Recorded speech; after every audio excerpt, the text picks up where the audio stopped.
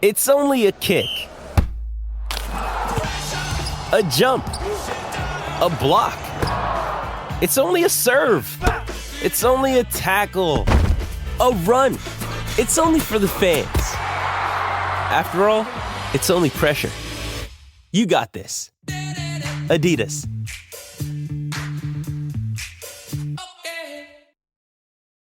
This episode is brought to you by Hyperice, the leader in advanced warm-up and recovery technology. They have tons of innovative products, like Venom-heated wearables to help soothe sore back muscles, Normatec compression boots to speed up recovery and increase circulation, and Hypervolt massage guns to improve mobility. Loved by athletes like Naomi Osaka and Erling Haaland. Try them yourself. Get 10% off your order with the code MOVE at hyperice.com. This episode is brought to you by Pepsi Wild Cherry. Pepsi Wild Cherry is bursting with delicious cherry flavor and a sweet, crisp taste that gives you more to go wild for. Getting wild may look different these days, but whether it's opting for a solo Friday binge watch or a big night out, everyone can indulge in their wild side with Pepsi Wild Cherry. Also available in Zero Sugar. So grab a Pepsi Wild Cherry and get wild.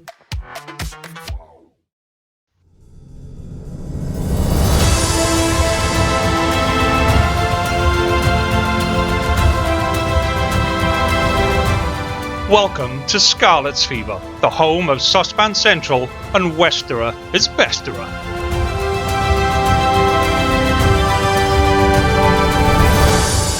Hello and welcome to this week's edition of Scarlet's Fever with me, Lee G, and the amazing crime-fighting duo of Big M and Catboy. Good evening, gents. Evening. Hey, Victory Pod. Can I just say, before we start, we had a lot of feedback off last week's one. I don't know why. I think I shared it in a different place or whatever. But one of them had a go at me because I forgot Alex Mann's name. I got Alex Mann's name right, and then I second guessed myself, and I said, "Is that Alex? It is Alex Mann. Is it Alex Mann?" And so I did one of them. So this person had a go at me and told me I was a useless twat. And then said, "But you should listen to the guy that does the stats." I completely forgot Hugh's name, so I'm not taking any abuse.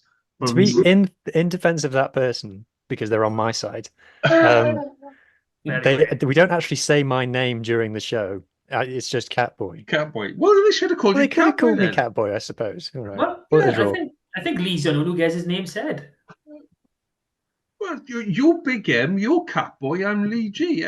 That's the way it works, gents. And then when I ask you stuff, I say, "Martin, what's your stuff?" And when I ask you, I don't know what that is. I call you Catboy. So anyway, it was a lot of good feedback from last week. But we've got a ton of stuff to get through, gents. So let's crack on. Let's start with women's rugby that slap ourselves around the head. Over to you guys, because I haven't seen any of it yet. I've still got it on record, and yeah. Anyway, carry on. So now player, you don't need to record it. You're fine. No, it was on BBC.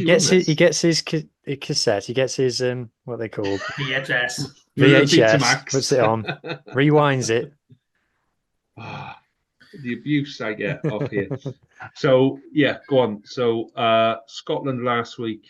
And Italy the week before. Was Italy? Oh, fuck, I'm doing it again. I'm going to shut up. Yeah, go on. Yeah, Scotland. Just shut up. So, obviously, this weekend just gone, as in the last few days, Lee, was the first round of the Women's Six Nations. And Scotland came down to what looked like a decent crowd in the Arms Park. And 6,000, I think it was, they said on telly. There we go. It's decent. You know, it's more than what Cardiff used to get, I should say. But no, Scotland came down and they just went right off it from the start. You know, we were really slow starters, and that just didn't help things when, you know, we've seen Edinburgh and Glasgow in this Celtic Challenge over the last few months, and we know how good they are, and they showed that tournament has benefited them a lot more than it's benefited us with this performance. They've skyrocketed from last year, and you know, they totally controlled the game. We had a chance to level at the end. Really unlucky not to. But we went on 2018, and that wasn't a fair result on Scotland. I don't think they were well and truly winners in this game. Yeah, if we'd have drawn that game, it would have been a bit of a robbery to Scotland, to be fair. They were, I think, definitely the better team. I think they won it in the backs. I think Wales's strong suit is the pack, and particularly the front row is excellent for Wales with Cecilia and Pearson things. But there's no real pace in our back line, and Scotland were really clinical. So Scotland didn't it wasn't like Globetrotters, barbarians type rugby, but they took their chances and they executed line breaks, and it was very clinical, professional performance from them. To be fair, their captain, Rachel Malcolm, is unbelievable captain. She's so cool, calm and collected, and she's just like, yeah, okay, all right, taking it all in her stride, not bothered, not flustered. It was a big result for them, a huge result. Their number 8 as well, Evie Gallagher, was excellent. I thought for Wales, Bethan Lewis was the standout player, top carrier, top tackler.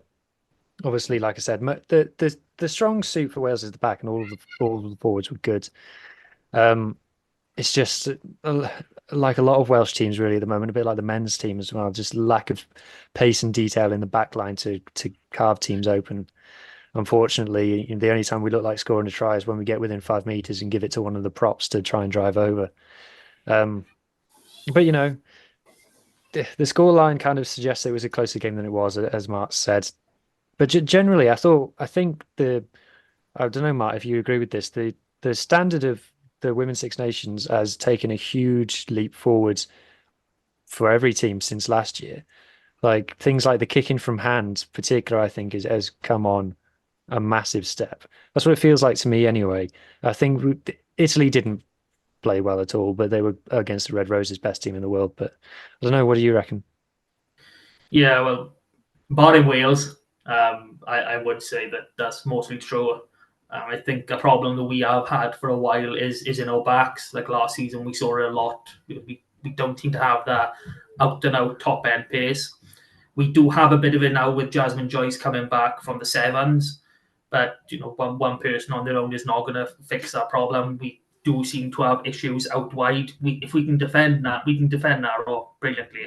But at the moment they get to the 13 channel and they're on the 15 or they push you wider, we just struggle and we collapse massively. It's been an issue that when we were in the WXV1 end of last year, it was something that the top end teams, they picked up on and they put us to the sword. And we've come into this season, Six Nations now, and Scotland are the first team to have picked up on it, and they've done exactly the same thing. Not quite in the same manner as the likes of New Zealand and England can do, but they still manage to do it. So I don't know where we go from here. I mean, obviously there is stepping stones to pick ourselves back up, but we do have to move ourselves away from that forward-orientated game. We do need to develop our backs more, like you have already said. The forwards are our bread and butter. They do that really well. Scrum, line out, basic things that you want your forwards to do, and they're brilliant at it. But when we're delivering that front football, when we get in possession, we're getting some territory through them, there's just no bite in the back line at the minute. And there are the players there to do it. Each of them are more than capable. It's just something's not quite clicking at the minute. Hopefully we see an improvement this coming week against England. Like obviously at the start of the tournament, England would have been the one game that we'd be going, right, you never say this in professional sport because that's the one game we're not winning. We know that we're quite a bit off England. So I'm hoping that we can use this to try and find that bit of bite, that bit of spark, and put in a good performance. Because, Christ, we know the third spot and qualification for the next World Cup was up for grabs.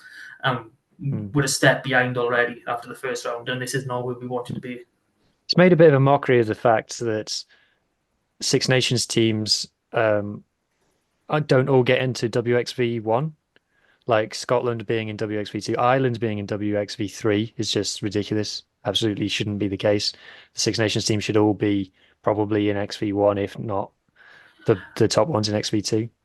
Yeah, I mean, just purely because of the number of teams that are in each division. That's just not going to happen. I'm 100% that Ireland shouldn't have been in 3.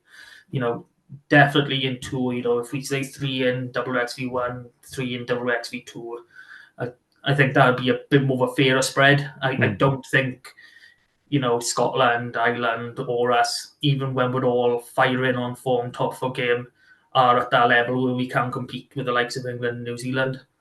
Yeah, and France as well. Yeah. Yeah. Who I've gone blank, Mark. What was the replacement Welsh scrum half? Something Jones. Sean Jones. She did what I now refer to as doing a cowdle, which is that's cruel. Kicking the ball away with the clock in the red. Ellis Bevan did one as well. Ellis Bevan did one as well up in Glasgow for Cardiff at the weekend. It's just obviously there's concentration in scrum halves in Wales obviously don't go together. So you need she to be fair, she should have had someone say to her, "Yeah, don't kick it," because she was shaping to kick it for ages, and everyone watching is going, "Don't kick it," but she did. So yeah, you could see by everyone standing around her, they were all positioned for the kick. Yeah, as if it was a planned. Okay, it was a planned exit, but clock's in the red. You're 2 points down. You don't kick it straight out. Even you probably don't kick to compete at that stage. You probably go through the forwards. Don't kick to compete unless you've got, a really good chance of getting it.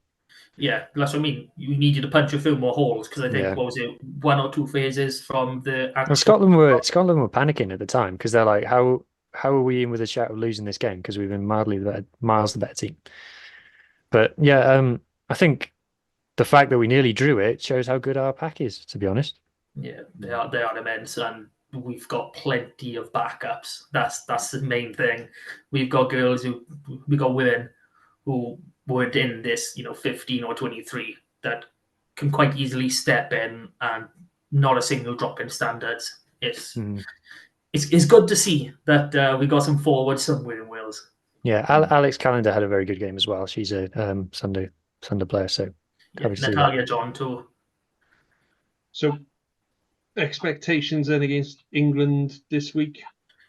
I mean, is there anything other than just pride that we can take out of the England game? If you're talking pound for pound, Red Roses are probably the best sports team in the world in terms of the gap between them and the rest. I know they didn't win the World Cup because of Ben Whitehouse. Well, England, in any sport, love bottling a final. I think they bottled like 6 finals in 12 months across multiple sports, both men's and women's. So, but anyway, the thing about the Red Roses is we're anyone but England, and I'm the biggest England hater going. But every time I see them interviewed, I'm like, oh, you seem sound, which is really disappointing. I'm like, I'm trying to hate you over here, but you seem like a really great bunch, really great bunch. No, it's going to be I think this isn't a comment on Wales really. It's more of a comment on how good England are. I think it's going to be a tough watch. You can't argue with that looking at where things are. I'd like to think that we can go out and target at least 1 bonus point. I think the hope will be we can somehow get 2. I don't think we can. I think we could probably do well to get 4 tries out of them. And I think we are capable. But that's just where the difference is with this England team. Right. Okay. So, Martin, we are nearing the sexy end of the season in the community game. Yeah. All yours, my friend. Take it how away. much did Drovers win by this week? Bit of the pod. They didn't play. They didn't play. Do you not follow? No, I do. I know. But you can start with Thursday night. S4C is going to be a good one. Tasty game. Yeah. And I'm really happy that a Thursday night game is actually back on TV. The last couple, Cardiff Swansea weren't on there. It's just he wants to watch that anyway. Night. Oh, come on. You've got to broadcast the Welsh Premiership in some way, and you can't always have the Drovers or Quins on. It's just not fair on everyone else, you know what I mean? But no, let's crack it off. Let's start up in the Premiership. So like we said, Llandovery didn't play this week. Carmarthen Quins did. They were away in Merthyr. They had a good number of our boys in with them again. So Sam O'Connor, Lewis Morgan, Archie Hughes, Charlie Titcombe, Gabriel MacDonald, Iestyn Gwilliam all started, and there was Iestyn Wood and Lucas Sataro on the bench. And this game, it's got to have been one to really, really enjoy watching live, because it was back and forth constantly, ping pong, leads changing hand, every couple of minutes. It seemed like the game ended to Merthyr, which was really disappointing for the Quins. It was. I don't know if it was the last. The sound cut when you said the score there. It was the what to Merthyr? It was 36-34 to Merthyr. Oh, really, really disappointing for the Quins. how many points did Titcombe get? Oh Christ! Keep talking. I'll check. Probably 10. I would have thought maybe, but no. Again, it's disappointing for the Quins because they came so close. I think it was literally the last play of the game that Merthyr scored, and then got the conversion. If it wasn't the last play, it was maybe a kick off and clear out. Bastards! Flash score for whom I use these things. Don't name the Quins, no. The Quins players. It just says try and conversion. It names all the Merthyr players. There's a fix here. What's going on here? If you go on the Quins website and you click on the report for the game, it shows all the Merthyr scorers, but none of the Quins. What's going on here? Is something going on? No, Merthyr always posts the try scorers. Carmarthen don't for some reason all the time. It's really sporadic. In lieu of facts, I should say that Charlie Titcombe scored a hat-trick and 10 drop goals. But you were right. It was, I'm going to guess Josh Lewis? Josh Lewis, yeah. Scored a try in the 79th and converted it himself in the 80th. And then that was the game. Yeah, former one of ours, so not the best. So on to this week now in the Premiership. Llandovery are back in action. They are on Thursday night. They're down in Newport. It's live on S4C, and that's going to be a titanic clash. I think was it first v second as it stands?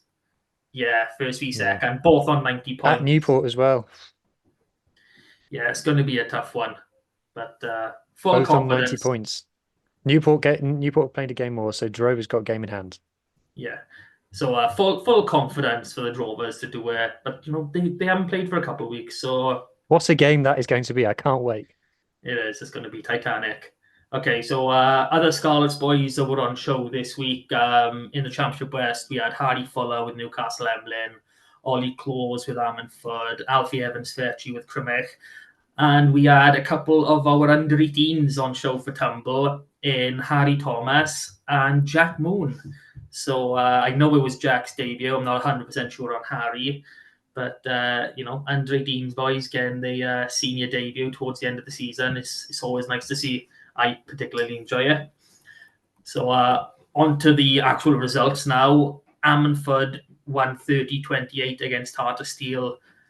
That was a game that, Ammanford really should have put to bed early on. But Tartar fought back into it.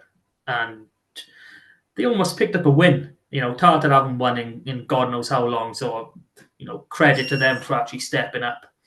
Llangennech won 27-21 away to Bonamine. Bonamine needed that. They needed to put in a performance. After losing to Newcastle Emlyn, they needed to show that they still deserve to be in that top four. And they didn't get a win, but they ran Llangennech all the way. In the next game, nice local derby, Crymych playing Newcastle Emlyn. And this did not go the way I expected. Crymych 35, Newcastle Emlyn 13. Really hard one to take for a newly founded Newcastle Emlyn fan, especially considering we won the reverse fixture not too long ago. Big game out, yeah. That's how it goes. But all is not lost. Promotion is still very much on the cards. So on to this week. Newcastle Emlyn are at home to Trebanos, and a big one. Narberth are travelling to Brecon. And, I'll talk about Narberth's game this week in a little bit. But in terms of the league, it's still not 100% decided who's finishing top, who's finishing second, who's finishing third. So that is going to be a titanic clash with Brecon. Brecon against Narberth. Down into 1 West, Aberystwyth won 36-15 at home to Whitland. Gosaina beat Kidwelly 50-28. Llanelli Wanderers won 72-5 at home to Hendy. Felinvol won 45-16 away to Pencloud. And Barryport went down 19-12 away to One Island. Bit of a bad time to lose to a mid-table team for Barryport. If they wanted to push on with their promotion hopes, it has taken a bit of a dent, but just is what it is at the minute. Fixtures for this week: Kidwelly are at home to Aberystwyth on the Friday night. Felinvol travel to Hendy, and Llanelli Wanderers travel to Whitland. And this is an important game on both ends of the spectrum, I should say. Llanelli Wanderers, another bonus point win. It won't quite get them promotion, but it will more or less guarantee it. And if Whitland don't pick up any points, then they've only got 1 game left, and they're going to need to win it to have any chance of staying up. So I don't know who to support in that end. I've coached with the Wanderers age grade, but I don't want to see Whitland go down either. I'd rather see one of the teams from over east go down. So into 1 West Central now. Brynaman 7, Kenvigill 27. Brynaman can't buy a win at the minute. That keeps them rooted to the bottom. And Kenvigill got promoted with that win. So I guess one team was really happy in that one. On to this week, Brynaman at home again, this time against Glenheath. And should Glenheath win with a bonus point, they will be promoted. So Brynaman looks to be a very happy place for teams to get promoted this season. Into 2 West now. Massive wins in terms of promotion. Carmarthen Athletic 30, Lacha 22. 8 points. No bonus points. Brilliant for Tenby. That's a massive kick in the right direction. Fishguard won 33-19 at home to Nancaredig. Milford lost 32-8 in Lampeter. St Clair's won 26-0 away to Mumbles, and St Clair's, by view of games won, they are promoted. Locher can match them on points, but they can't match them on games won, so they are technically promoted. Tenby won 64-19 at home to Ponteberem. To Croyce again, Sam United was postponed. On to this week now. So Carmarthen Athletic at home to Croyce, Fishguard at home to Mumbles, Lampeter at home to Am United, Milford at home to Nancaredig, and another big one, Tenby at home to Lacha. And as big as it was, Lacha losing this week, so Tenby get a bit of a foothold. This is a chance for Lacha to just wipe that slate straight clean and get back onto it. But a win year for Tenby. It won't secure it, but it'll put them up. They'll have a nice maybe 8 to 10 points leeway then. So they should be plain sailing then for the rest of the season, which is surprisingly quite a long time for some of these teams. If Tenby are going to pull all the stops out for one game, it needs to be this one. 100%. This could be the one that, when you look at how many games they've got in hand. So St Clair's have played 20 games. Tenby have got 3 games in hand on St Clair's.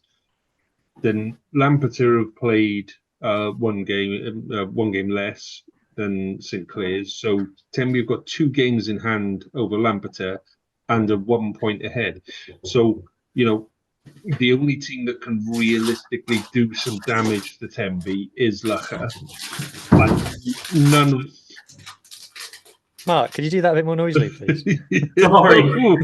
I was trying to sneakily do it 1 second. Oh, there we go.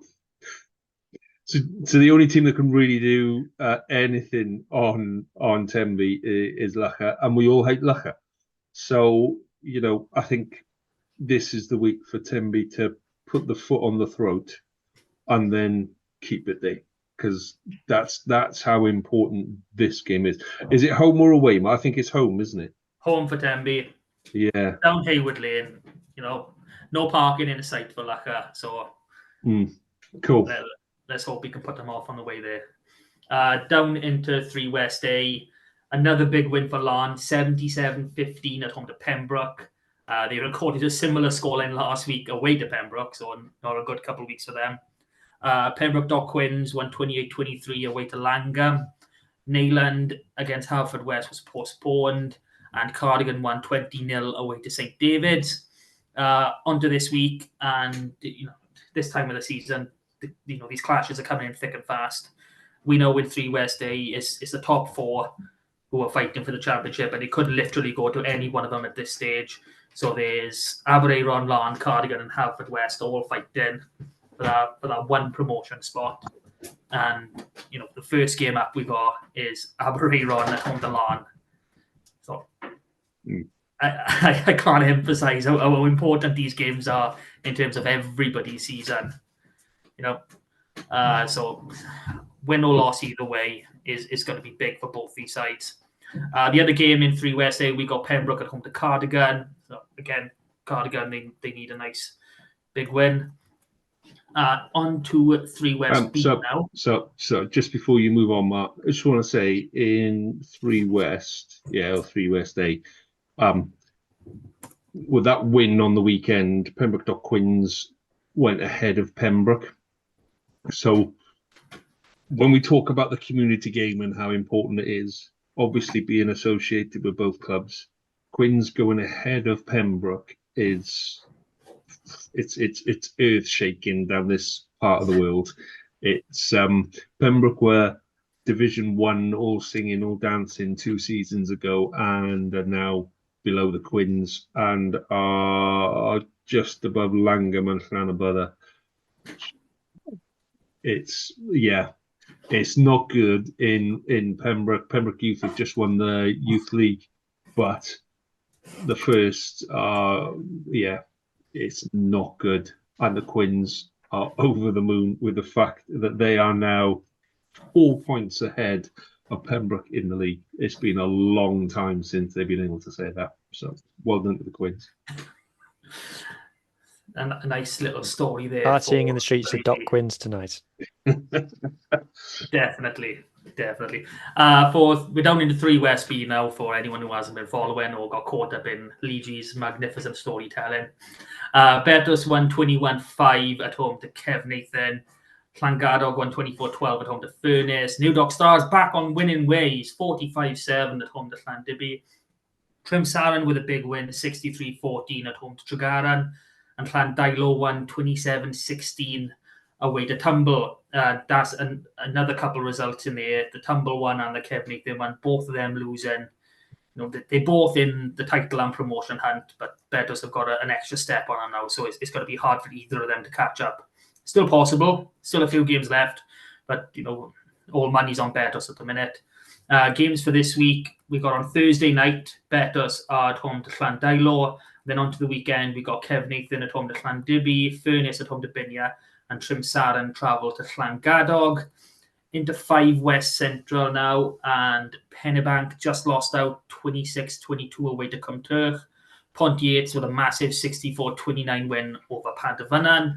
Games this week, Pennebank travel to Fall Bay, and Pantavannan will hopefully pick up the first league win of the season when they face Cumgrach, who are the one team that's above them. So we got the bottom 2 in action in Pantavannan against Cumgrach, 11th against 10th.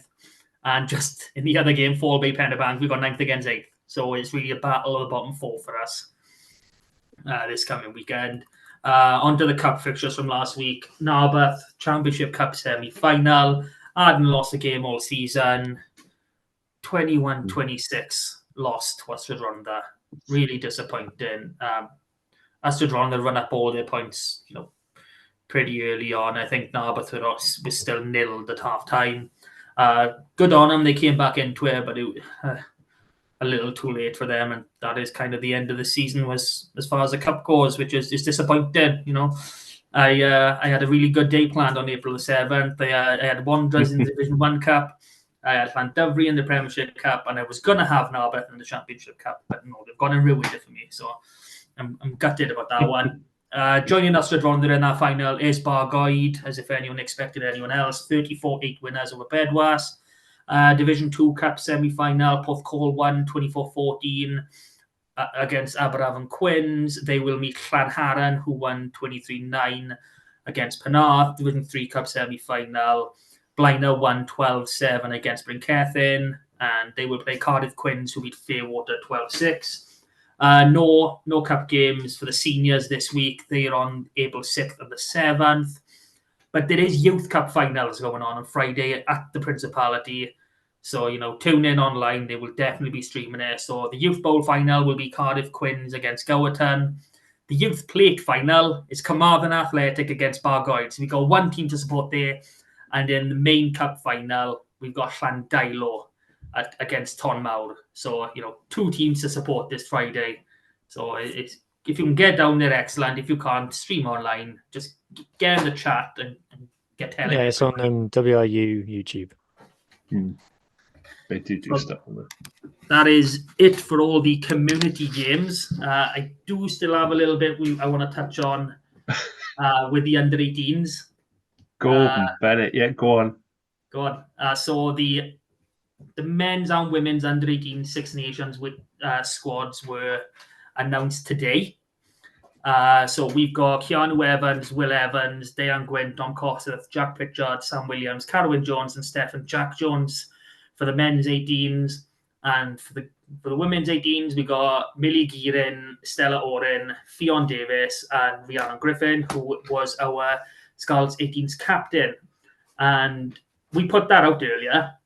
And we don't get paid for doing this podcast. We don't get paid for hardly anything we do in relation to it. We may get... Lee gets paid, me and Mark don't. Yeah, Lee gets paid, but he probably gets paid something like 4 or 5 quid a month. Bugger off the pair of you. But I just wanted to point out, we are volunteers. We had no idea this squad was being named today. And we put out the men's squad at exactly 17 minutes past 4 and the women's at 25 minutes past 4. The Scarlets didn't get onto it until 10 to 6 and 5 to 6. So we were a full hour and a half ahead of the Scarlets in posting their own players in the national squad. So, we know Scarlets comms are poor, but I think, there's a good bit of dedication between us boys here. We like to get our news out. We like to keep you informed. Scarlet's website has got new graphics on it. Ooh. That's it. Yeah. So been checking up, have you? I looked when we were talking about the team manager thing. I was just having a look then, and I've nicked them. I'm going to use them in a graphic later this week. Are they good? Are they good graphics? Yeah, cool. I'll show you later. I've got to go and have a look now. We're going to go and have and see. They're right at the bottom. Right at the bottom. All right. So it's not like there's been an overhaul of the website. No. But it's progress. It's progress. Little steps, tiny steps. It's taking ages to load for me now. This isn't good podcasting, guys. Let's move on to the next I was going to say, I've got absolutely nothing different. Right. Okay. So, thank you, Mark. I mean, that is bang on the money, as always, with everything, and including the fact that we get stuff up before the people that really should be doing it do. Right. Okay. So, let's talk men's game from last week. So, Hugh, give me some magic numbers from Scarlets and Benetton. My magic numbers are Scarlets 16, Benetton 13. So I was gutted because every week on Rap I predict Scarlets by 1. No matter who we're playing, I predict Scarlets by 1. Scarlets to win by 1. And this week I was getting to the last couple of minutes and I was like, if we score a try now, if this goes over, Scarlets by 1. I was thinking, and then we did, and it was right on the touchline. I'm thinking, this is fantastic. Scarlets by 1, yes, here we go. And then I saw the kick start, and I thought, that's nowhere near Scarlets by 1. And then it went over. I thought, bastard. I thought, I've never been so disappointed to see a conversion go over, our lead extended, and I'm like, Jamie actually predicted Scarlets by 3. I'm like, by crying out loud. The only where I get it close and Jamie gets it closer. What did you make of the game, guys? What did you make of it? Martin. Should I see what the people thought first? Go on then, let's do 3 words, go on. All right, so 3-word thoughts, starting with Facebook, where all the Scarlets fans are. Helen Young says, "Well done, boys." Hugh Williams says, "Overall, pretty pathetic." Fuck you, Hugh Williams. Well, I mean, yeah, okay. Ian Rusinek Yep. says, "Finally a win." Mhm. Phil Breakspear says, "That's much better." Alison Edwards says, "About times 2." Gordon Ellis says, "Wow, gutsy."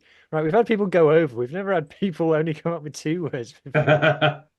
Maybe he's borrowing from like earlier in the season. He might have done like 4 Yeah. or 5 words earlier in the season. So Okay. he's Well, it's balancing his average, is it? account. Yeah. Mark Thomas says, "Never in doubt." Brian Hadley says, "Need line breakers." Mm. Guys, we won a game. Cheer up. No, William R. John says, "Better to come." Like it. Paul Davis, hard fought win. There's loads of these. Andrew Goff, I'm in shock. Kia Hire, improved second half. Wayne Willim. Alex Bloody Craig, more on him later. Yeah. Alf F's, at long last. Jaden Luckett says, "Pathetic." I assume he's not a Scarlets fan. No. That's why he's the only one that hasn't got a like. Ah. All the rest of them have got at least one like. Julie Cooper, MBE. Ooh. Hmm? That's better, boys. David Reese. Not Reese David. David Reese. Happy night, boys. Mark, oh my God, he's got a long old name. Lucky bastards. Patty Race began to believe. And Sean Sheep says, "Finally some fight." I can't be bothered to read the Twitter ones after all that.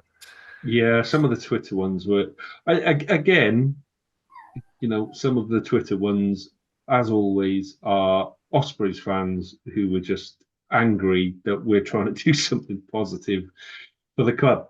But what I was disappointed about, before we'll talk about the game in a minute, but some of the fans' reaction to that game was completely off. I think their headset on, we need, the more losses we have, the more people we can get rid of, and then miraculously, some of the best coaches and best managers in the world are going to come and say, "Oh, do you know what? I Scarlets, yeah, off I go." It's not going to happen, boys. We've got to get behind the side, and yeah, it wasn't amazing or singing or dancing, but like we said last week, yeah, that's what we want. We want to see all singing, all dancing, and everything's amazing and everything's fantastic. But you've got to start somewhere, and you've got to start building confidence. And if you've got to start building confidence by sneaking a last-minute win against Benetton, then that's where you start. Because do you know what? I thought the boys worked really hard for that win, and I think they'll take a lot of confidence out of it. Massively. More confidence than what the scoreline says they should. I think that'll be a turning point in where we are. Yeah. If you remember last season, our turning point was during the European Cup. It was a cheaters game in Italy. Yeah. Weirdly. We got given a try, and Steph Evans put the ball down in front of the line, and then we got given another try where actually the pass was about 3 foot forward, and then but it didn't matter.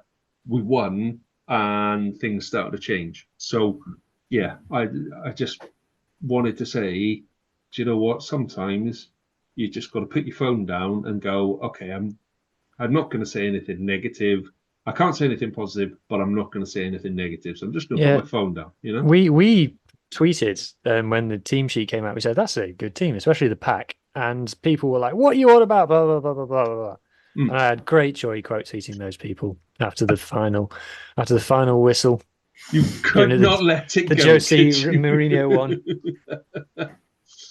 So let's just learn not to question us in the future. Let's talk about the game then. Let's talk about Alex Craig and Teddy Leatherbarrow. I thought they were awesome. Sometimes you don't get the credit for your effort. I thought the effort that Alex Craig put in, every single contact was 100% effort, and whether it was 6 inches after tackle or 2 foot after tackle, he was getting every single thing out of every single contact that he made. And yeah, I wasn't sure about him when he joined because he's got a fair bit of injury behind him. But wow, what a guy! Yeah, I just thought he was awesome on Saturday. He did all the second row stuff, and people love when you post second row stats. People like to go, "Oh, 30 meters from 19 carries. That's not very good."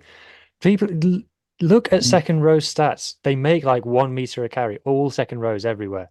Like apart from like Tyburn and RG Snyman, they're like the only locks who make big meters from carries. Alex Craig's stats in this game were ridiculous. He made 10 passes and beat 9 defenders. A second row beat 9 defenders. They were making a statue of Duan van der Merwe when he beat 8 defenders a few weeks ago. Alex Craig beat 9. Like, and ridiculous.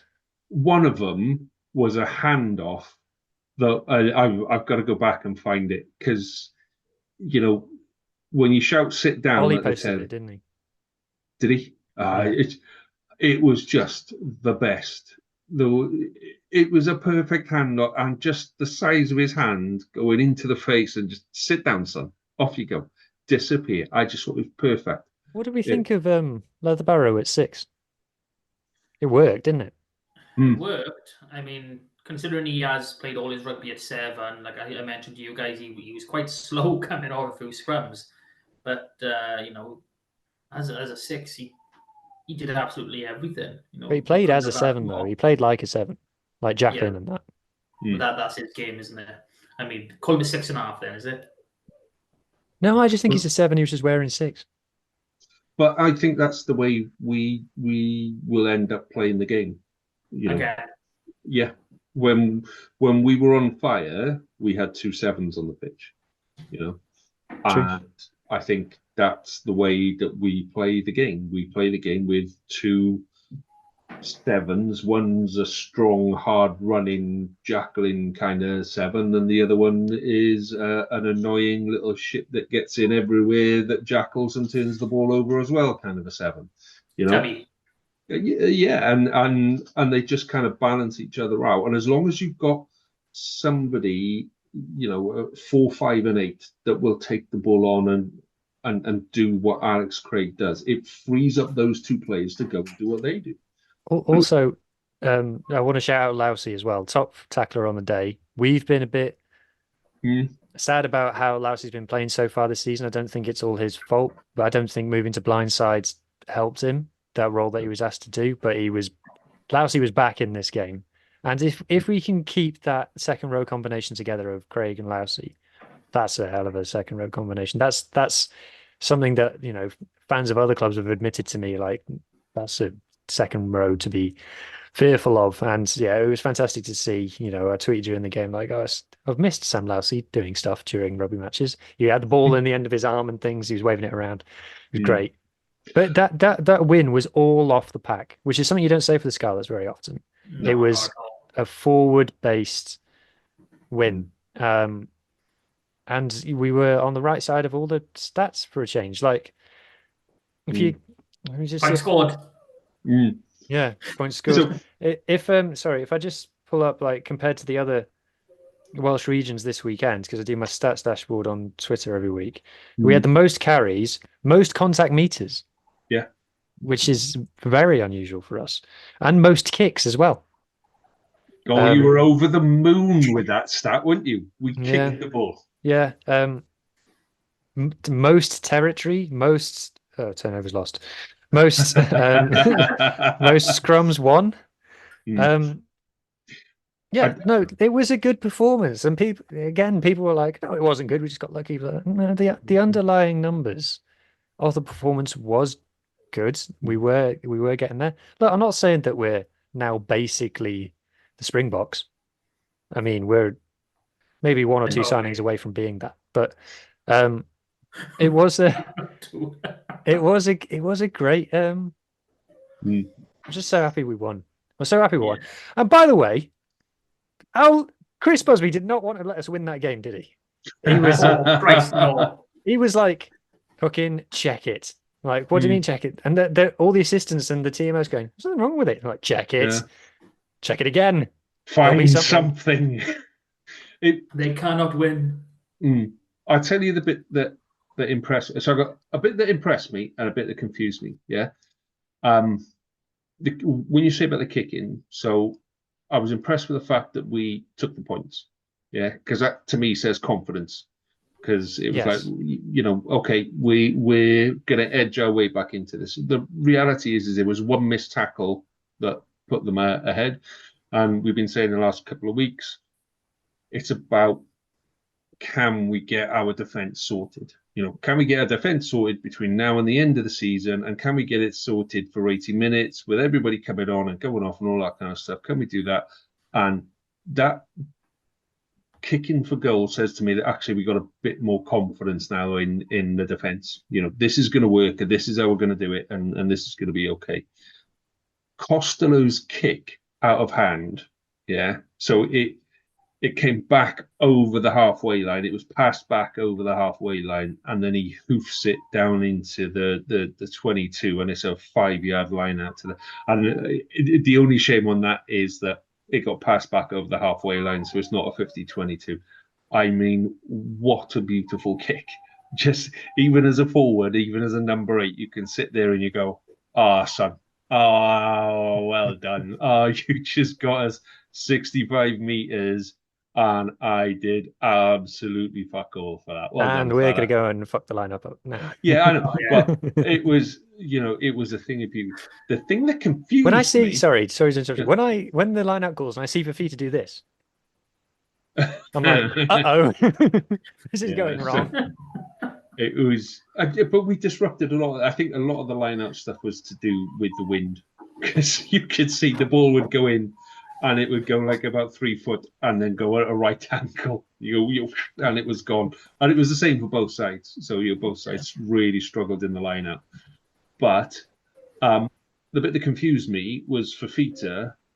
I thought he was proper crocked going off. I'll be honest. Yeah, we should talk about this. I think we might have broken the rules here. Who called it at the time, boys? Yeah, I don't understand what was going on, and we've had nothing since to say. No one's said nothing. Yeah, but Fafita definitely went off as an injury replacement. He was carried off. I seen him. And then Carwin came on, and then Carwin went off apparently as a blood replacement, but he wasn't bleeding. I didn't. He wasn't holding anything to his face or anything. He just went and he sat on the bench, and then Fafita came back on. But then didn't Fafita go off again and Tuipulotu came on again? No, someone else. No, Tuipulotu did come on again, but for someone else. I think might have been for Lousy. It's just the whole thing is just confusing. Yeah, I don't know what happened. I'm pretty sure we've broken the rules. As long as he doesn't come back and take the points away from us, we're all right. Yeah. We've got to spit our dummy out on that one. No, it's not fair. It's not fair. We wanted to win. We need. If you've got Fafita, you have him on the pitch, But it wasn't even like it was within 10 minutes for Fafita. He was off for like 16, 17 minutes. And he was definitely injured. Yeah, but he went down. As he goes down over his ankle, somebody comes in and completely wipes him out with his elbow. And I was surprised that one, it wasn't called back, and two, he wasn't HIA. That was my first call. I thought he was HIA because he was sparked. When he hit the deck, he was out. And then he came around pretty quick, and his ankle, he looked like he was in a lot of pain. So whether or not the smash to the face was what he was reacting to, whether that's where the pain was, but I was convinced he was gone.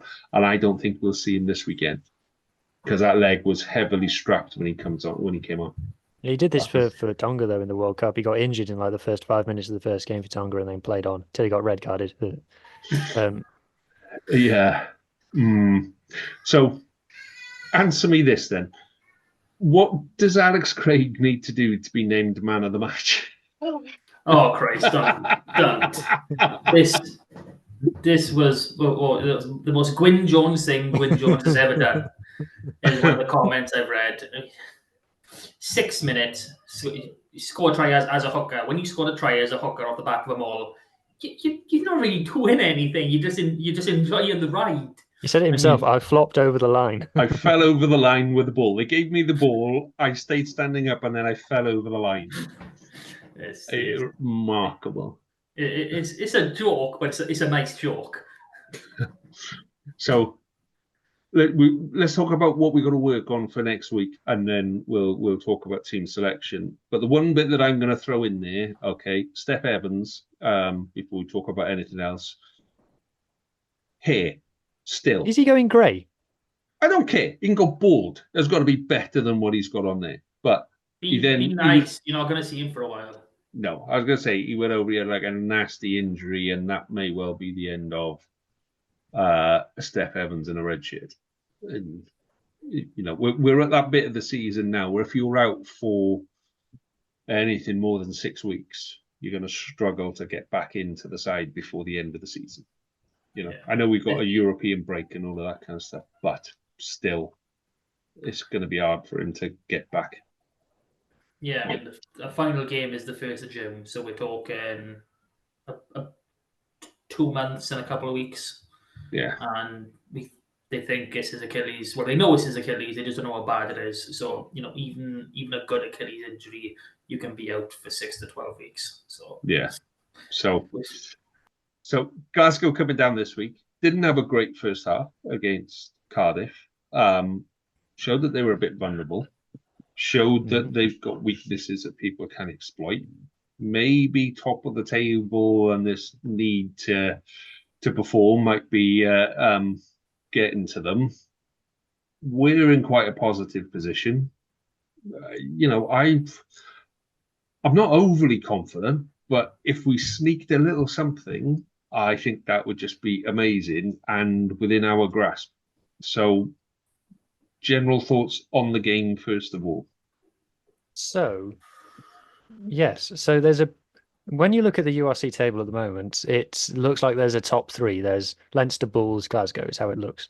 But there is a prevailing feeling amongst URC aficionados that Glasgow are a bit wobbly, and that they're on the verge of coming off the rails. So I made a note of their stats. I got this off the URC website. People can go and check it. URC stats website on a team level is actually pretty good. When it gets to player level, it gets a bit iffy. But team level, just go on the URC website. It's dead easy to find if anyone wants to check this stuff. So Glasgow have ranked the top attack in the URC.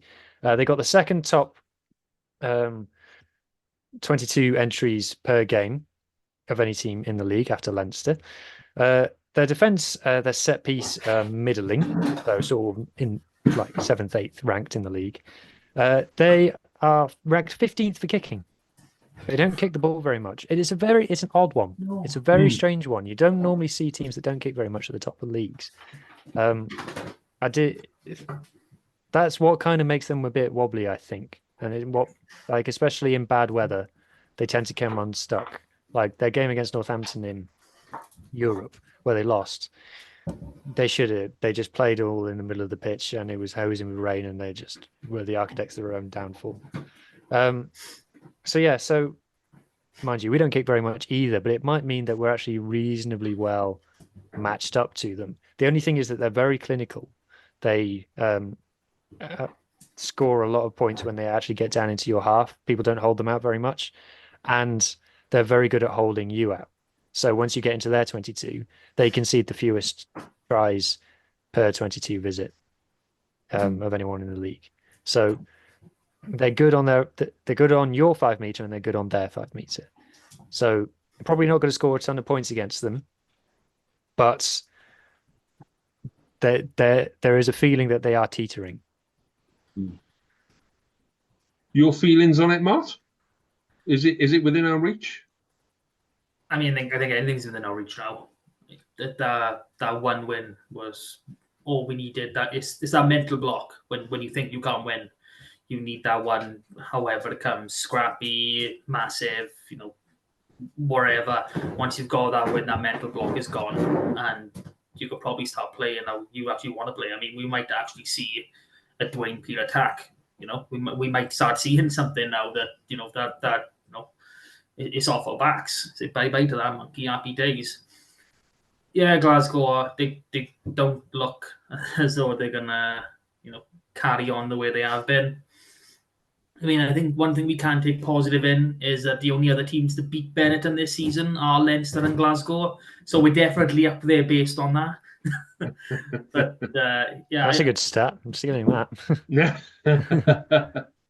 But no, especially coming down now to the park, I think we'll probably get a few more bums on seats after a win, and the crowd will probably be a bit more bouncier because the crowd hasn't been the best all season. Not against the fans, nothing like that. It's just when you're losing a lot, the atmosphere does dip a little bit. Hopefully, that will improve now. But yeah, I reckon we can do Glasgow.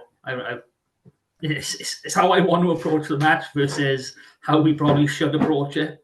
Is where I'm stuck in my head. Where I'm thinking we've got a 2-week break now, so let's get our younger boys in. Give them Was it a 2-week break? I thought it was this weekend. It's this weekend. Yeah, this weekend, and then we got 2 weeks off because we're on Europe. Have you got an animal in the room with Yeah, you? what the fuck? He's annoying as hell. So I chucked him out, but he started whinging, which now he's back in. You can smell the sweets. That was the problem. So if anyone didn't hear the crackling sounds earlier, that was me opening a nice bag of Haribo twin snakes. And an animal tried to get them, so I had to kick him out. Okay. But no, now he's back and he's ripping up his bloody bed again. No surprises there. No, I firmly think we can do Glasgow. Happy days. Okay. So before we look at the team for this weekend, then, and before we pick our team, so we did our stats for our scores on the team, which I thought went quite well. So I think we'd do that again, especially since I only did half of them and then I disappeared. We've done 2. Yeah. Well, I had gardening to do and You suggested it. I know. And then I went, if I keep doing this, I'm going to be here all day. Anyway, talking about creating an atmosphere in the stadium, did you see, big fan of the guy, love the guy, thought he had a cracking game, Alex Craig playing the drums. I mean, I don't know if he was tired from all the running around or whatever, but oh my God, I have never seen anybody less interested. I don't know if he was scared by the drums or if he was, like I said, if he was tired or confused. Let's say he was tired. Very tired. It's just like, you've seen it done in the past. So some of the boys are like, yeah, here we go, right? Bang, bang, bang, bang. Come on, here we go. We're doing this one. And Alex was just like, so this is a drum, and I tap like this. Yes. Very good, very good. I understand now. I see what you do. Yes, very good. Tap, tap, tap. Okay. Having put all that effort in the game, I said somebody needs to go. Come on, let's have a bit of oomph on this. Maybe it's because we're out of practice. That's what I'm putting it down to. We're a bit out of practice. I reckon he felt like a bit of a fraud. Swart was man of the match after all. No, I mean, going back to that video, something that surprised me. I haven't noticed it in the games. Well, probably because it's been so long that I actually looked at it. But they had loads of bottles of Bud and Diet Coke and pastries everywhere. They had a platter on. Yeah. I'm not against celebrating after a win, but this is our first win in a while. We should be keeping these boys, peak. Is that a victory platter? Has that been in the fridge since? I was going to say it would have gone off if it was there. Also, some of the boys who were looking to ban things were just banging the concrete wall. That would not have made a very loud sound. No, a slap. Yeah, they need to find. Let's say we need more drums in the stadium being banged by supporters, and then we need to just give them boys something to bang on in there. Just just bang on something wood or clap or something, because damn. Right, let's do front row for this week. Who are we hoping to see in the front row this week? So me and Mark discussed this a bit the other day. So for me, we've got 2 front row units. I think we've got Wynn and Wainwright, and probably Elias when fit, Swart when not, in one unit. And then we've got another unit which is O'Connor, Evans and Matthias. And one of those units is very mobile, very around the parky, and one of those is very scrummy. So the question is for me, Just which one do you start? So I'll let Mark go first on that. Now, when you say scrummy, not like he's Scrummagers. I mean, I don't think he's used to the terminology. Their USP is their scrummaging, whereas the other one, their USP is their around the park mobility. I like scrubby. Go on, Mark. Everyone has their own point of view, and like you said, we spoke about this yesterday. I think it was on Scoop. If you don't know Scoop Rugby, go have a listen. It's my first time actually chiming in. I quite enjoyed that. But it's literally how you see the game going. Your opposition, because we do have two, completely different front rows that we can use. We have got the more mobile front rowers in Matthias, Evans, and O'Connor, like it was said. So it's a balancing act. It's whether or not you want to maybe chuck Wainwright in with there. Because I think that would only be the only option you can do is swap the threes, because that's where the logic goes. You keep your 1 and 2 together. So the only option is to swap your 3. Can you maybe balance them out, get the scrummaging level and the mobility level a bit closer together? Personally for me, until I know for sure that Wyn Jones is going to be here next season, I'm in the back of my mind thinking, okay, who's our next cab off the rank? We got Sam O'Connor playing for Carmarthen Quins, and thinking, I want that boy to play some bloody rugby here before he comes in and becomes a bloody regular bencher next season. But for this game, and if we are viewing it to win, as we probably should be, we gotta go, keep it solid up front. We know the type of team Glasgow are. We got to go for not Matthias. We got to go for Wyn Jones, Wainwright, and looking like Ryan Elias. He seems to be 100% back. Whether or not that's bench or start, obviously everyone is different coming back from injury. But I think we go for our best scrummaging front row to start the game. Yeah, I'd go with that. A big part of me is like, don't change your winning team, and God knows we changed the team enough as it is.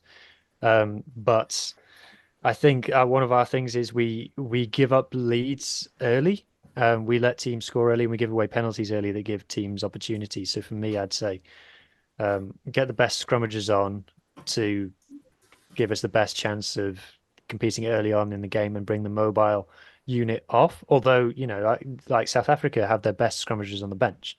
So I can see both sides. But I think just purely on where we are at the moment, where we need to improve our performance in the first quarter of games, I'd say get the best scrummagers on so that we don't give up soft territory. But I would say that mobile front row needs to come on maybe a bit sooner than I say 55 to 60 minutes. 55, yeah. Yeah, that's where they need to be making an appearance so that they can do some damage. There's no point bringing them on with 5 minutes to go. Well, that's the other thing. We didn't talk about it in the game review.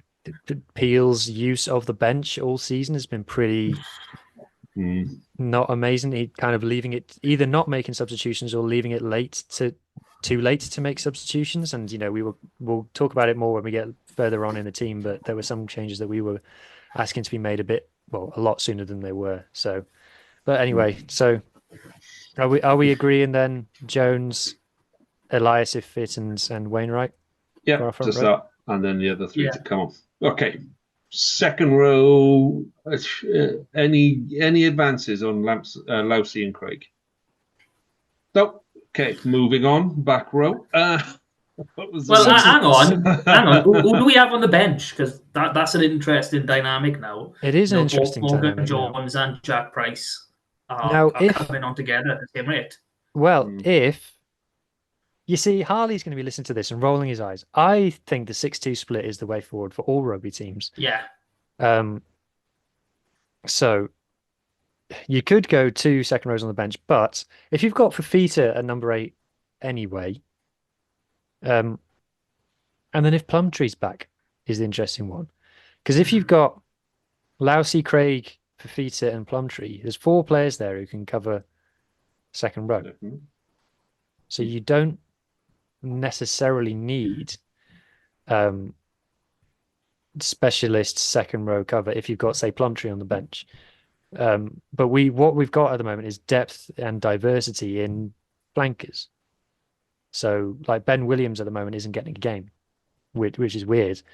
So yeah, so I'm not sure. I'm not sure. I mean, I think I would go with the same mentality you came in with just now, whereas you don't change a winning team. So I back Morgan Jones to keep his spot. When he came on, he did have an impact. He did make a few good carries, and that's something that he seems to have developed more this season. He seems to be getting over that gain line a little bit more. Maybe it's only a quarter of a meter, maybe it's half a meter, but he's pushing forward a little bit more. And he's picking up where I think I saw him about 2 seasons ago, and I was like, yeah, this boy could be really good. He could be our Jake Ball replacement, and he seems to have stalled a little bit. But there's the last few games I've seen him in, he is picking that back up, and it's really good to see.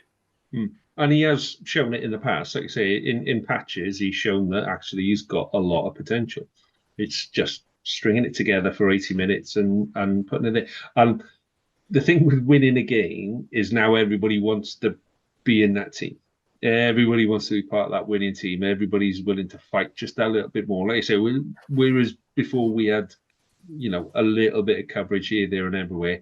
Now, actually, yeah, there's decent coverage. There's players that have played a lot more. There's players that have gained the experience. There's more coverage there. There's people fighting for places. So, yeah, I'd be happy with either of them on the bench, Price or Morgan. So, easy. Back row. Now we get tasty. Now we get into the part of the team that actually decides who's the pretty boys on the pitch. So, are we going to say Fafita is fit or not? Fafita, yeah. He came back on. He's fit.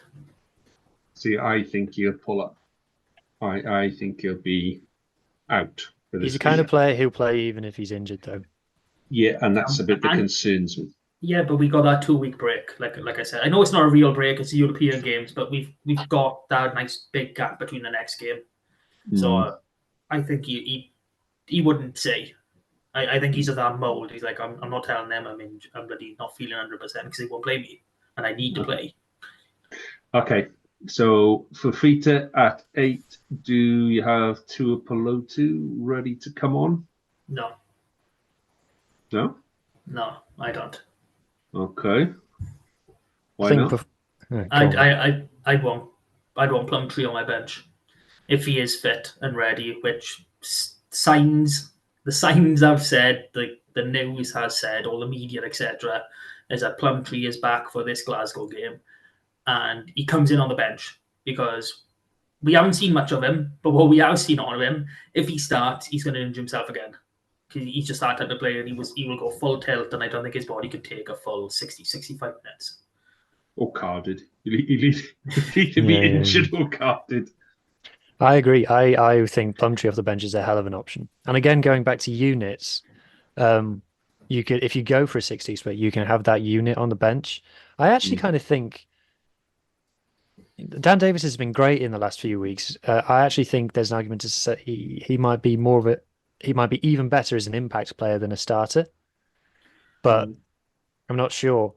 Yeah, I mean, because I'm kind of minded. I'm half minded to start Leatherbarrow and Williams and just let them go mad, and then bring Plumtree and Davis off the bench on 55 minutes. See, I'm with you with having Benji and Leatherbarrow in the same back row together. Dan Davis, his game has changed so much over the years from the first time we saw him, where he was that annoying little nuisance in every single ruck, jackling for everything. Even if he weren't going to win it, he was there slowing ball down. And I think it was about maybe 2-3 years ago, he really, really bucked up. And his carrying has improved tenfold. But his work in the ruck has dropped a little bit.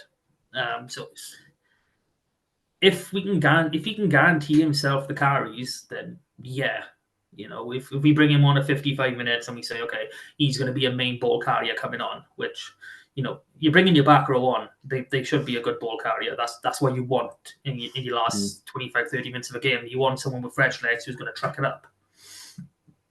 I mean, yes, having the 6-2, I'm in favour of. Don't know if I'd have Davis in there. I mean, I'd hope that maybe Jared Taylor is fit for this one as well. I haven't seen anything. Jared Taylor's an interesting one. Yeah, I think he's a he's an all-rounder, and I think his he's. physicality, yeah. I think you'd rather have him on at the start than at the end, because he is a bit of a. I'm gonna save the world. Let's do it.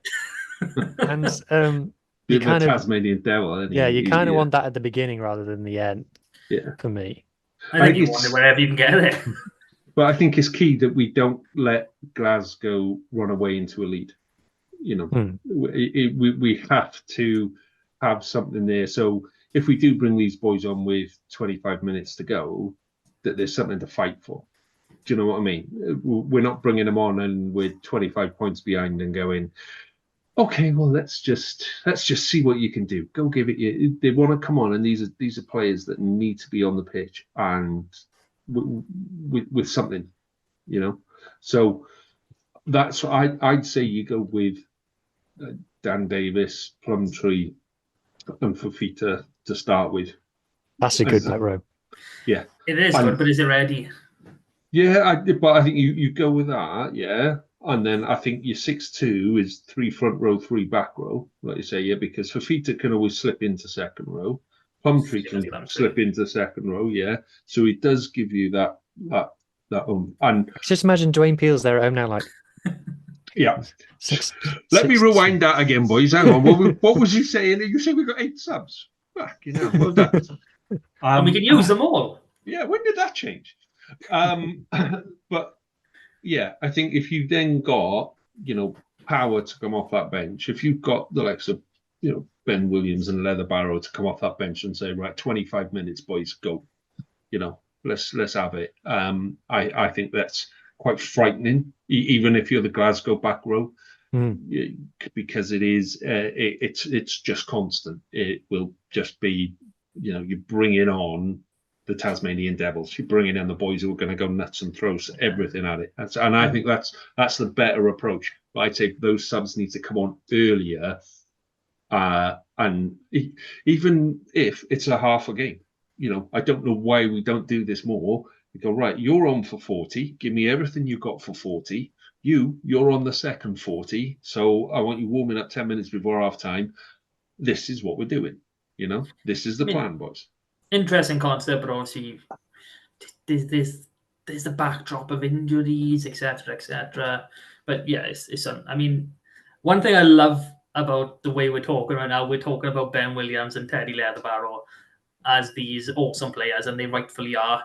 We'd literally only seen 10 minutes of them combined at the start of the season, you know, when Ben came off for his debut last year, and no one knew who these boys were, and we're talking now, and they are 100% URC European standard, easy. That's the level they've performed, and the physicality that they've brought to this game.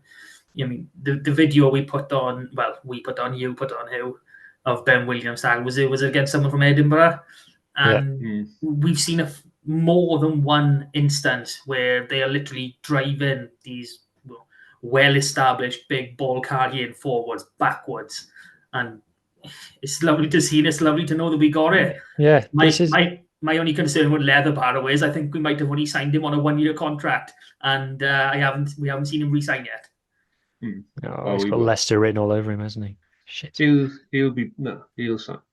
So let's do halfbacks, because this for me is. Hang on, we need to actually nail down that back row then. So I'd say, did we? No, I don't think we agreed. No. Lee said something random, and we said, okay, that's a nice idea. But, you know, me and Howard is all did. And then we'll take that as a tick and we'll move on. So, Fafita, 100% a dig. Leatherbarrow definitely on the field. Who's our 6 boys? I think me and him both went. Plumtree fit. I'd say you put Plumtree if he's fit. I want Plumtree off the bench. Ditto. I'd rather Ben start him. Yeah. But I think if we go with the dual open side again, I'm happy with that as well. Again, when in doubt, don't change a winning team. Plumtree's on the bench, end of. It's just whether it's Davis or Ben Williams who takes that other flanker spot. You know, the best bit about this, Hughes, I'm going to ask you to go back through the pod and like make up a mock 15. So when Scarlett... Oh, he's frozen. No, I wasn't. Bloody hell. But he's the one recording. Are you back? I know. I was here. No, you weren't. You ran away. Oh, my internet is unstable. Oh, it's going to take me forever to fucking edit this, isn't it? Yeah. So go back. So the best bit about doing this shoot is that I'm going to ask you to put together like our 15 and make it pretty and sexy. So when the Scarlets put their 15 out, we'll be able to compare it with ours, and everyone will go, "Ooh, I think I prefer the Fever Boys 15 to what we put out." So anyway, so backs, half backs. Do we put Calder in the 15? Does he come off the bench? Do you start with Hardy? Do you bring in Milky Bar Kid? Which way round do we do it? Can I be controversial here? No. Go on. I want Hardy to start and I want Archie on the bench. Okay. That is controversial. Something's up with Cowder at the moment. Yeah. And we saw it with Wales, and we saw it again this week. I think he needs a bit of a reset. He was flying until the start of the Six Nations, and something's happened. He's not an old man. Like he's 33? So I mean, yeah, he might be old in rugby terms, as in coming towards the end of his career, but he's not an old man. But I think he's at the stage where he might need a bit of a breather. He's been constantly training, constantly playing for a good long while now. That maybe a game off and then the 2-week gap. Maybe he needs that. He needs maybe 3-5 days rest just to try and kickstart him a little bit. And that's my main reason for going for Archie on the bench. I mean, Hardy's performance, coming off the bench this weekend was very nice. Okay. And even though he does have a habit of not starting games very well for us, I think he deserves a shot. And again, I want to see Archie in that 9 shirt. I really do. And every time he's put it on, he's performed admirably. So that's where I am in my head. And I think his extra bit of pace and that the fact that he's still an unknown, I think that adds to the benefit of having him. So throw in Hardy's off to the Ospreys next season, and we need to start, like you say, that's a good point. It may well be that Cawdor and Hardy both not here next season, and then we're just going to take... I'd be surprised if Gareth Davis goes. I'd be very surprised. Yeah, I think he's still under contract, so I can't see him go in. So if he is there next season, that'll probably be his last year. And I think he's got Pro Dead Do written all over him though in a couple of years' time. or Japan. But yeah, so Archie's going to play a much bigger part in next season. Do we need to start biting bullets at some point and go? That's a good point. Well, again, this is something when I spoke to him yesterday. Is the fact of we don't know the current state of all of our players. I mean, obviously the team does; they know who come in. But as it stands, if we look at Lucid, of our main 3 starters, we've got Wyn Jones, Stefan Thomas, and Kemsey Mathias. Stefan Thomas has apparently gone to the Ospreys. We've got no idea where Wyn Jones is. Is that one true, or did we make that up?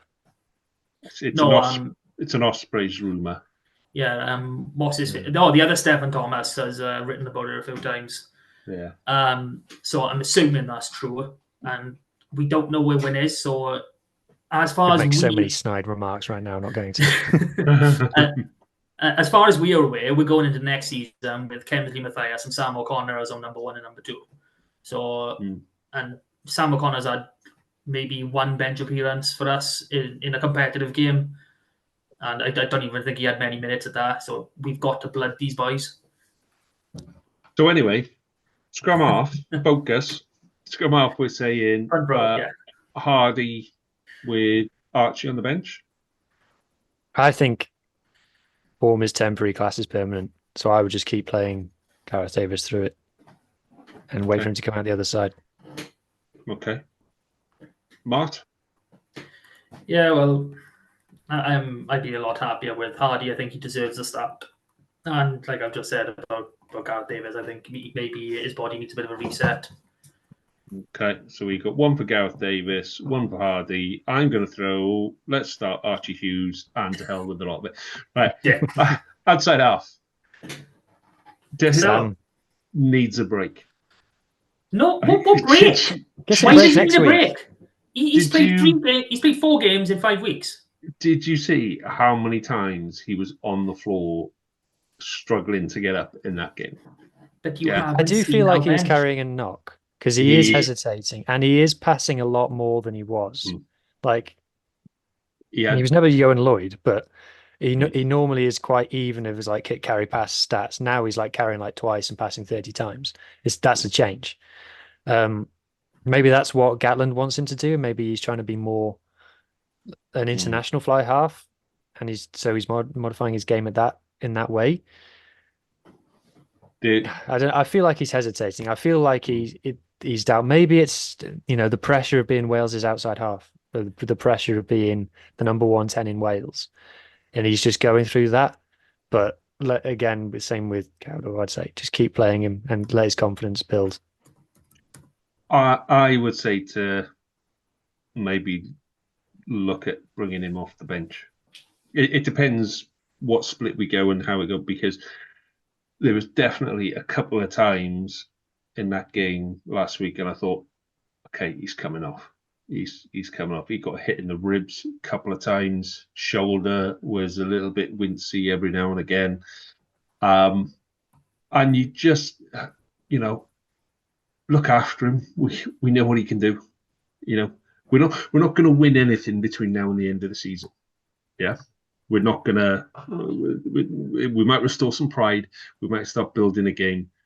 But for me, I would bring in Titcombe and go right. Okay, either off the bench or whatever, and have a shorter game for Sam. I wouldn't bring Johan Lloyd in.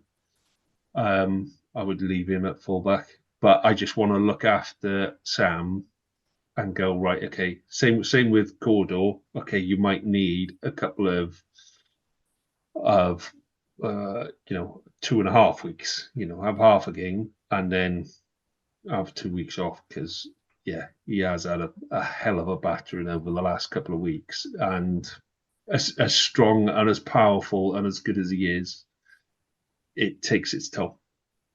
So I'm going to go for Titcombe to come in at 10. Play Costello. Play him. Yeah, I'm going Costello. But I'm going Lloyd to the bench.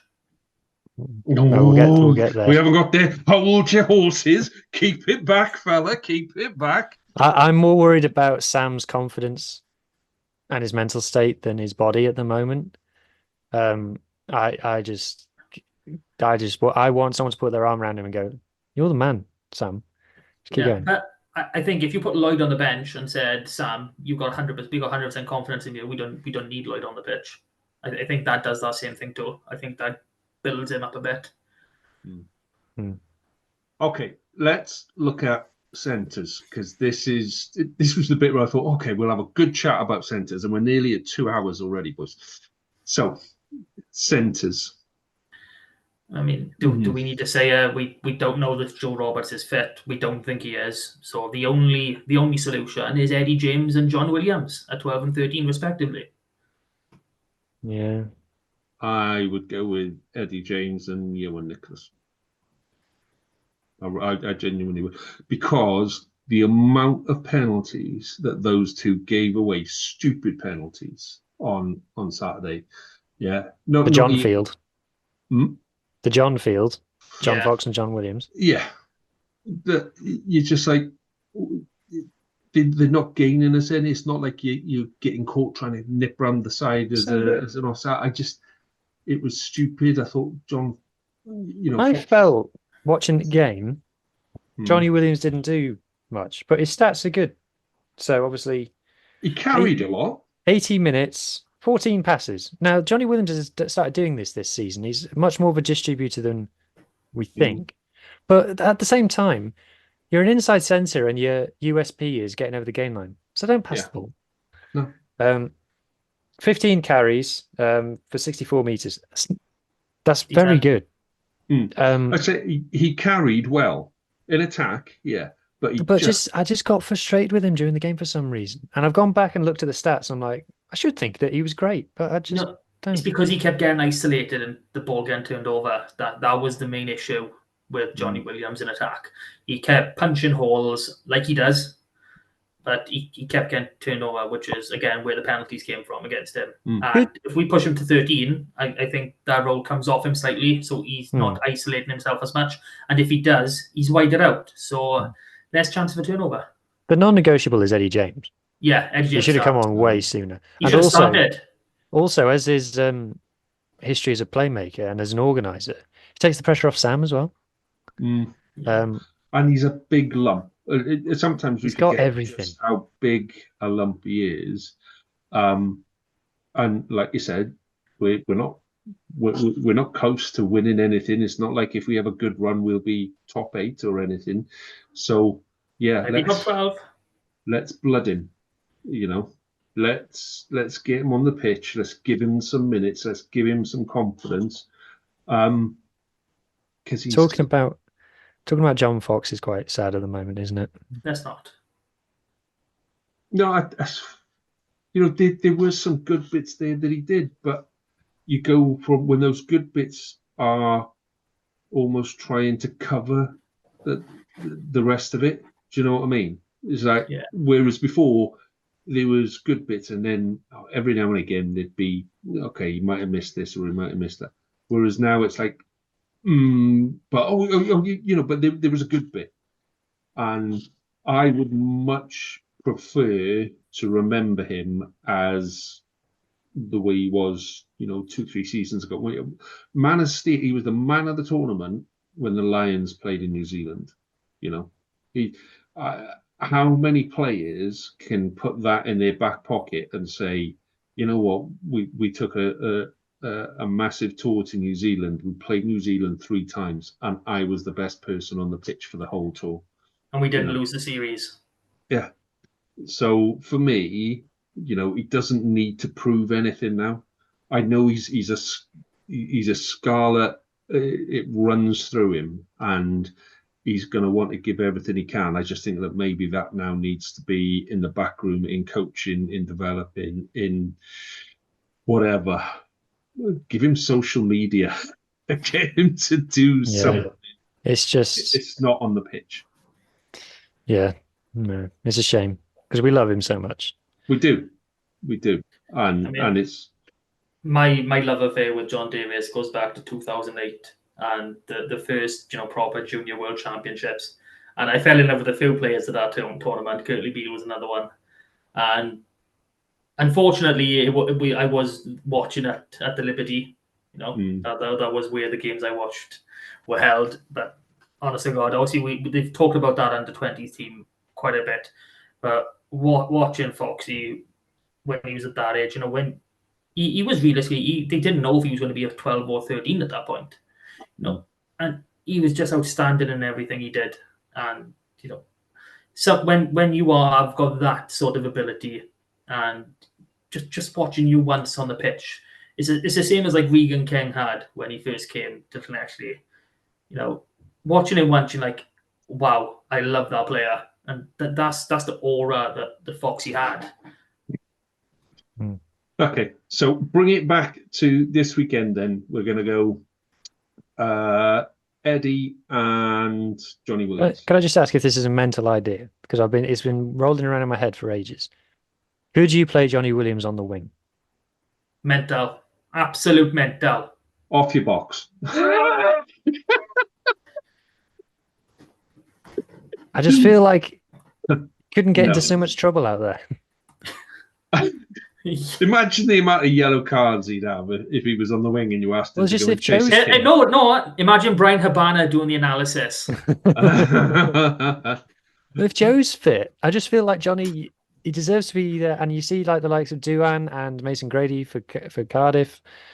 They can be on the wing. No, we'll cover wing in a minute. Let's leave him at 13 for now.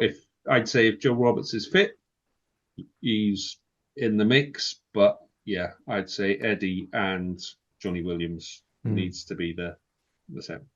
Are we agreed on that? Yeah. Okay. Back 3. How much better does Johan Lloyd look at fullback than he does at 10? Yeah. He's a fullback. If in only attack. everyone could have fucking listened to this podcast in October, we wouldn't have gone through all that nonsense. Could have saved ourselves a whole lot of hassle. And we Jesus. could have had a fully fledged Titcomb at 10. Yeah. 17 Okay. carries. He was our second top carrier. 17. One missed tackle, though. Yeah, And it One cost. important. Also, he doesn't take the pressure off Sam as a second playmaker. He just So- goes, well, hey, even less rules now. Yeah. And just I can run around in circles. Look at this. I can go chase fairies. No, I think as a 15 coming into there, it does take time to adjust. he's really good in the air. He's underrated in the air. Yeah. But I think it'll take time for him to settle in and go, okay, this is the system we are playing, and confuse people, swap him and Sam around for a phase one ball, and watch the faces go, what the hell's what's going on, So I think fullback definitely, yeah, but he says a second playmaking fullback rather than a strong tackling fullback, should we say? That would be mine. Well, McNichol more than a halfpenny. yeah. What I would say, yeah, is even though we missed that tackle, the defensive system worked because he was there and he made the tackle. It just happened to be it was a big old chap running at him rather fast. He went high as well. It was a bad tackle. So the defensive system worked. It was the execution. So okay, Yohan Lloyd at fullback. No, don't. Come on, Mark. I want to get a bed, man. I've already told you I want Lloyd on the bench. I want to find out. So who would you go fullback?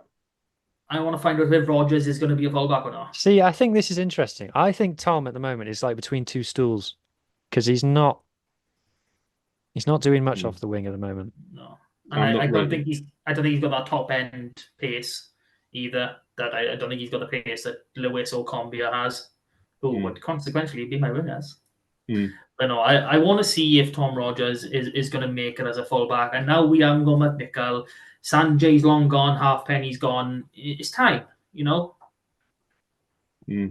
I'd quite like to see Tommy Lewis as a fullback coming into the line. Yeah, I think he'd be. I think leave him on the wing for now. Yeah, I think. That's the next I and agree. on the right wing, not on the left wing. On the right wing. Yeah, right wing. Combi on the left. Yes, exactly. Are Combia and Lewis a bit samey? No, they are, but they've both got the pace, and they can. Yeah. I mean, we don't have another playmaking winger. Steph Evans was our only real playmaking winger, so and we weren't really playing him that much anyway. Yeah. Okay. All right. I can go with that. I can see what you would. I can see if you're doing 6-2. I can see why Yohan Lloyd is the perfect 23 for a 6-2. With He your can cover 12 as well in an emergency. You have the two Johans on the bench for your 6-2. They cover everything. No, because you need a scrum half. No, you do don't. you though? Yeah. 6-2. Yeah, you do. No, I'd say unless you play the scrum half for the full 80. Oh yeah, we said Archie didn't. Oh yeah. Oh, I don't know. I'm confused myself now. I wanted 9 subs. I think if there's back in the day, scrum halves used to play 80 minutes. Just play 85 in some cases. After Clerk played 80 minutes in the World Cup final. Exactly. So not having cover for a scrum half is. Sam Costello can cover scrum half, as we know. You just need someone else. You've got at one point Steph Evans covered scrum half a couple of seasons ago. He's covered everything, though, haven't he? Except the 10. Yeah. Except himself in glory. He thinks he's a 10. That was nasty. That was unneeded. Okay, right. So that's that then. We're done. We have one thing left to do, gents. One thing left to do. Martin, you'll go first. Ready? Stop. Okay. I went quick. Go. Yay. Yeah. Why did the Scarecrow get a promotion? Because he was outstanding in this field. Well done. Yeah, I think we've got that. That's a farmer joke. I'm sure Why did he win the that Nobel Prize? I've given that one. Right. Too easy. Too easy. You ready? Stop. Okay. You went early too. Ooh. No, it doesn't matter when you say Getting stop. used to it. What do you call a member of the curling team who has insomnia? They are sweepless. That's poor. Even by my standards, that's poor. That's crap. Wow. Right, gents. Predictions? Oh, crap. We didn't do predictions. Jesus Christ. Yeah, I reminded you. Scarlets by 2. I'm going 17-14 to the Scarlets. Go on, Matt. You go. Matt? Don't tell me you're freezing. Scarlets 21-17. Oh, boys, I like that. It's been a long one. Thank you very much for your time. Thank you. If anybody's managed to do this, listen to this in one go all the way through, my hat's off to you. Thank you very much for listening. It is greatly appreciated. You will find us in all of the usual places. You will find us on YouTube as well, where we are just 3 subscriptions away from the magic 200 figure, at which point I will release my Beyonce video. It's naked Beyonce video. It's not naked, Martin. In your dreams, it's naked, and that is the only place where it is naked, my friend. Gents, enjoy yourselves. Have a good one. Enjoy your rugby this week. I shall speak to you next week. All the best. Toodle pips. Bye-bye.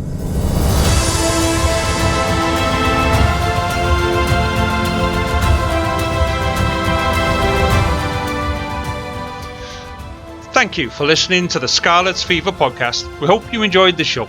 Please subscribe, rate and review wherever you listen to us, as it really helps us spread the word. You can find us on all the usual social media channels or email us on welshregionalrugbypod@gmail.com. And remember, whatever the question, rugby is always the answer.